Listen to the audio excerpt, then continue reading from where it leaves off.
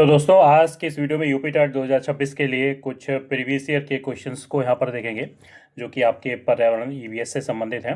और बहुत से ऐसे प्रश्न होंगे जो आप सभी पहले से ही जानते होंगे, लेकिन ये ऐसे प्रश्न हैं जो यूपी टेट के एग्जाम में कई बार भी रिपीट हुए हैं।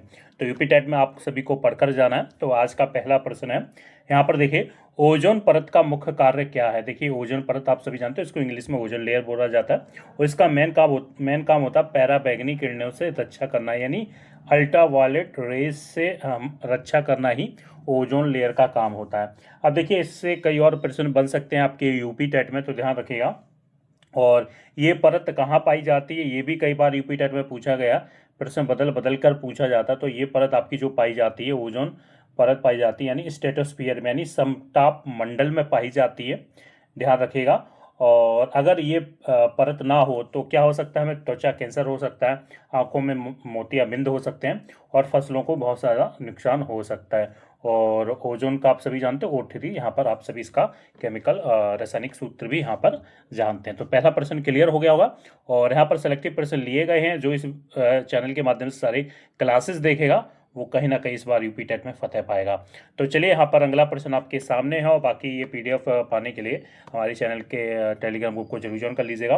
और यूपी टेट से पहले जो भी टेलीग्राम ग्रुप में दिया जाए उसको जरूर पढ़ लीजिएगा, आप सभी कहीं ना कहीं आपकी नैया किनारे लग जाएगी। तो जरूर ज्वाइन कर लीजिएगा चैनल का टेलीग्राम ग्रुप, जिसका लिंक वीडियो के डिस्क्रिप्शन में। चलिए अगला प्रश्न आपके सामने, चिपको आंदोलन कई बार रिपीट हुआ। अगर प्रीवियस ईयर पेपर उठाएंगे यूपी टेट के ईवीएस पर्यावरण जो एक आपका विषय है 30 नंबर का पूछा जाता है। तो चिपको आंदोलन की अगर बात करें तो भैया ये सभी जानते हैं वृक्ष संरक्षण से जुड़ा है, यानी पेड़ों की रक्षा से जुड़ा हुआ है, क्योंकि पेड़ लगातार यहाँ पर कट रहे थे जिसके चलते वृक्षों के संरक्षण से जुड़ा हुआ है, आपको पता होना चाहिए। अब ये चिपको आंदोलन कहाँ शुरू हुआ था ये भी प्रश्न कई बार पूछा गया। ये उत्तराखंड में शुरू किया गया था 1973 में, ध्यान रखिएगा उत्तराखंड में शुरू किया गया था 1973 में किया गया था। और पेड़ों को कटने से बचाव के लिए उससे चिपक कर लोगों ने यहाँ पर विरोध किया गया था। और विरोध किया था, इसके करता धरता थे सुंदरलाल बहुगुणा थे, ये आपको पता होना चाहिए, ठीक है ना। तो राइट आंसर आपका बी हो जाएगा। चिपको आंदोलन पेड़ों की सुरक्षा के लिए, संरक्षण के लिए चलाया गया था 1973 में। चलिए अगला प्रश्न आपके सामने, ग्रीन हाउस गैस प्रभाव का मुख्य कारण कौन सी गैस है। देखिए ग्रीन हाउस प्रभाव का मुख्य कारण कौन सी गैस है, तो सभी जानते हैं कार्बन डाइऑक्साइड, ये आपको ध्यान में रखना है, ठीक है ना। जो सबसे ज़्यादा प्रभाव करती है वो करती है आपकी कार्बन डाइऑक्साइड, ठीक, ये आपको पढ़ के जाना है। और ग्रीन हाउस गैस कौन कौन सी होती है, ध्यान रखिएगा, आपकी CO2 होती है, CH4 होती है, आप सभी जानते हैं, NO2 होती है, और क्लोरोफ्लोरोकार्बन होती है, carbon dioxide, methane, nitrogen dioxide, chlorofluorocarbon, ये सभी क्या होती हैं आपकी ग्रीन हाउस गैस होती हैं, ठीक है ना। चले अगला यहाँ पर प्रश्न देख लेते हैं। अगला प्रश्न, भारत में सबसे बड़ा राष्ट्रीय उद्यान कौन सा। देखिए भारत का सबसे बड़ा राष्ट्रीय उद्यान है हेमिस है, ध्यान रखिएगा। जो ऑप्शन के हिसाब से अगर हम यहाँ पर देखते हैं तो चलिए मैं आपको दिखा देता हूँ। हेमिस भारत का सबसे बड़ा राष्ट्रीय उद्यान हेमिस है, जो कि हेमिस नेशनल पार्क जो आपकी लद्दाख में आपको देखने को मिलेगा। लगभग इसकी जो कहा जाए यानी लंबाई की अगर बात करें तो लगभग 4400 किलोमीटर तक ये फैला हुआ है, ठीक है। इसमें आपको लेपर्ड यहाँ पर देखने को मिलेंगे, तेंदुए देखने को मिलेंगे, बर्फीली तेंदुए देखने को मिलेंगे, के लिए ये प्रसिद्ध है, ठीक है ना, हेमिस, ध्यान रखिएगा। चलिए अगला प्रश्न यहाँ पर देख लेते हैं, विश्व पर्यावरण दिवस कब मनाया जाता है। देखिए भैया अगर हम विश्व पर्यावरण के दिवस की बात करें तो भैया 5 जून को मनाया जाता है, और ध्यान रखिएगा।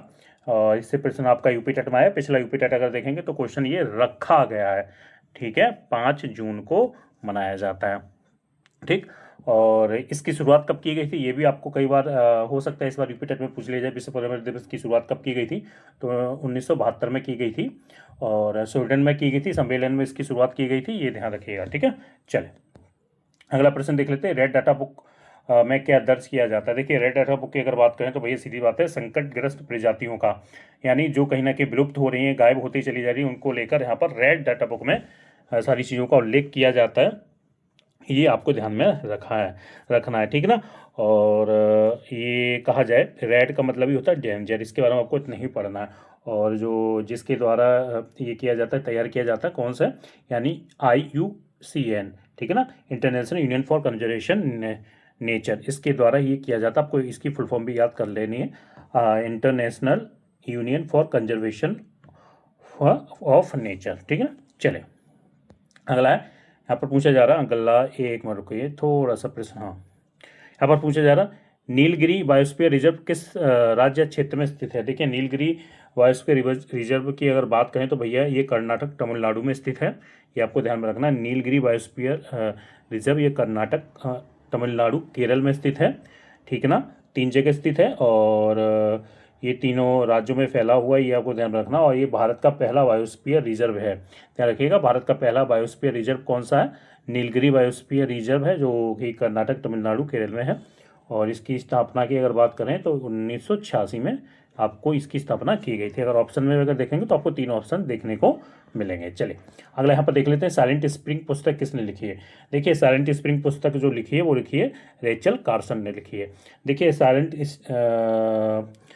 का जो स्प्रिंग है, जो रेचल द्वारा जो लिखी गई थी, कब लिखी गई थी ये भी कभी कभी पूछ लिया जाता है। 1962 में इसको लिखा गया था।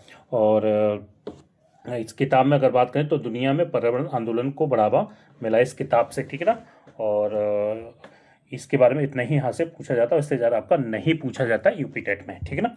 चलिए अगला यहाँ पर पृथ्वी दिवस कब मनाया जाता है, ये यहाँ पर पूछा जा रहा है। पृथ्वी दिवस की बात की जा रही, तो भैया पृथ्वी दिवस हम सभी जानते हैं 22 अप्रैल को मनाया जाता है पृथ्वी दिवस, ठीक है ना। हर साल 22 अप्रैल को पृथ्वी दिवस और इस पृथ्वी दिवस मनाया जाता है। और इसकी शुरुआत कब की गई थी, 1970 में की गई थी। ये आपको पढ़कर जाना, पहली बार मनाया गया था, कब मनाया गया था, यानी शुरुआती मान लीजिए 1970 में की गई थी। यानी अर्थ को सुरक्षित रखना और स्वच्छ रखना ही इसका मेन उद्देश्य है, यानी पृथ्वी दिवस का, ठीक है ना। ये यूपी टेट के प्रीवियस क्वेश्चन हैं जो यूपी टेट में आए हैं। हो सकता है आपको कहीं ना कहीं आसान लग रहे हो, लेकिन ऐसे प्रश्न यूपी टेट में पूछे जाते हैं। बाकी चैनल के टेलीग्राम ग्रुप को जरूर ज्वाइन कर लीजिएगा अगर आप इस बार चाहते हैं यूपी टेट में फतेह पाना। भारत का पहला राष्ट्रीय उद्यान, एक में रुकिए, भारत का पहला राष्ट्रीय उद्यान कौन सा है। देखिए जिम कॉर्बेट है जो भारत का पहला राष्ट्रीय उद्यान है। और ये कहाँ पर आपको मिलेगा, उत्तराखंड में मिलेगा। इसकी स्थापना कब हुई थी, राष्ट्रीय उद्यान की 1936 में हुई थी, ठीक है ना। और पहले इसका नाम क्या था, अगर ये भी प्रश्न आ सकता है आपका यूपी टेट में कि जिम कॉर्बेट का दूसरा नाम यानी पहला नाम क्या था, तो भैया हैली नेशनल पार्क था, हैली नेशनल पार्क था।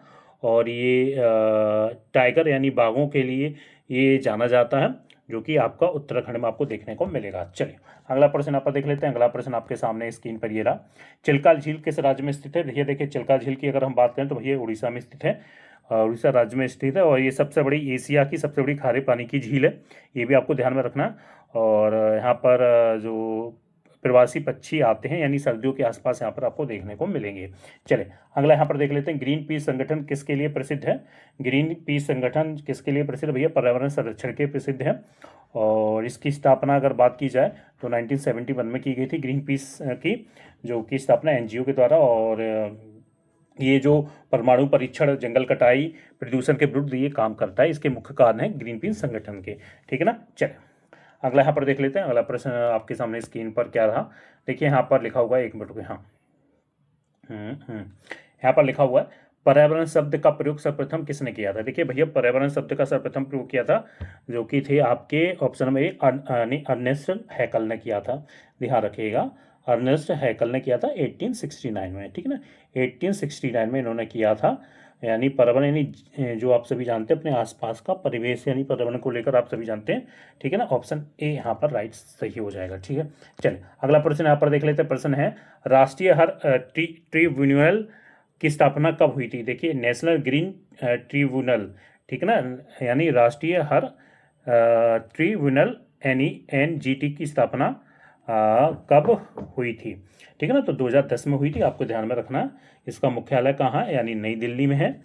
उद्देश्य है पर्यावरण के जो विवादों को यानी निपटाना, यानी उसको सही करना, निपटा के सही कर देना, ठीक है। चलिए अगला प्रश्न यहाँ पर देख लेते हैं, मैंग्रोव वन किसे कहते हैं।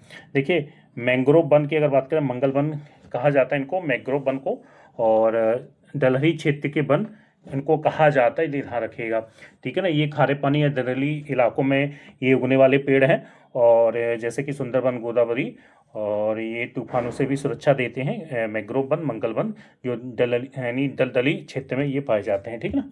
चलें अगला यहाँ पर देख लेते हैं, सुंदरबन किस जीव के लिए प्रसिद्ध है। देखिए सुंदरबन की अगर बात करें तो भैया ये प्रसिद्ध है रॉयल बंगाल टाइगर के लिए, ये भी आपको ध्यान में रखना सुंदरबन, ठीक है ना।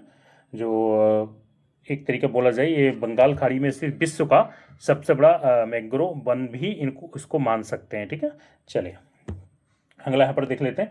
अगला प्रश्न आपके सामने स्क्रीन पर ये रहा, सूर्य ऊर्जा किस प्रकार की ऊर्जा। देखिए सूर्य ऊर्जा अगर बात की जाए तो भैया हम सभी जानते हैं नवीकरणीय ऊर्जा है सूर्य ऊर्जा, ठीक है। सूर्य से प्राप्त स्वच्छ ऊर्जा यानी रिन्यूएबल इसको बोलते हैं, नवीकरणीय, ठीक है ना।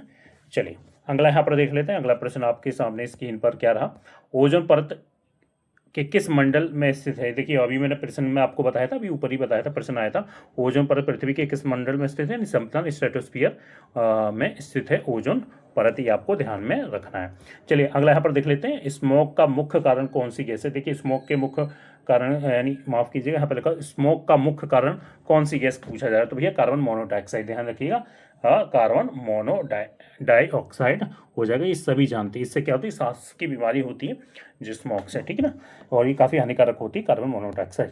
चलिए अगला प्रश्न देख लेते हैं और आज के वीडियो का आखिरी प्रश्न है। यहाँ पर आखिरी प्रश्न आपके सामने स्क्रीन पर ये रहा और यहाँ पर पूछा था पर्यावरण शिक्षा का मेन उद्देश्य क्या है। देखिए पर्यावरण शिक्षा का उद्देश्य आप सभी जानते हैं, पर्यावरण के प्रति संवेदनशील बनाना ही मेन उद्देश्य है। यानी हमें आप अपने पर्यावरण के प्रति जागरूक बनाना है, उसके प्रति आपको कहीं ना कहीं लगाव, जिम्मेदारी लाना है, प्रति लगाव आपका बढ़ाना है, मेन उद्देश्य उसका यही है।